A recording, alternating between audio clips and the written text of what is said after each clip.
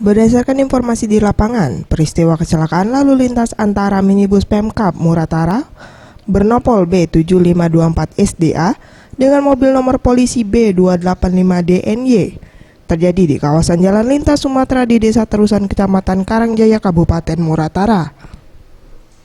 Diduga mobil minibus milik Pemkab Muratara yang melaju dari arah kota Lubuk Linggau menuju Muara Supit dihantam kendaraan jenis berplat B285DNY dari arah berlawanan sehingga mobil minibus Muratara terjungkal. Akibat kejadian tersebut, sebanyak 19 pegawai di lingkungan Pemkab Muratara mengalami luka-luka dan dilarikan ke RSUD Muara Rupit untuk mendapatkan perawatan medis. Sedangkan sopir mobil jenis sedan terpaksa dilarikan ke RSUD Lubuk Linggau karena mengalami luka parah.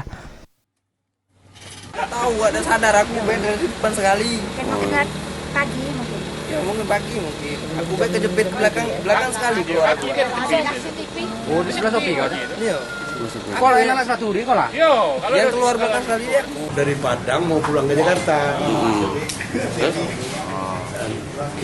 Kejadian kemarin ditelepon dari Jakarta, Pak Sidani kecelakaan, tolong urus. Oh, ya. Jadi kita yang di sini ngurus.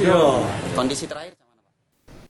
Sementara itu, usai kejadian laka lantas tersebut, Bupati Muratara, HM Syarif Hidayat, turut juga menjenguk sejumlah pegawainya yang mengalami kecelakaan di RSUD Muara Rupit. Katanya ada bantu dari Jasa Raharja, Pak. Ada sudah tadi. Sudah. Itu langsung ke pasien atau ke Pemkab terlebih dahulu, Pak? Yang bersangkutan. Langsung bersangkutan ya, Pak? Ada masuk tadi.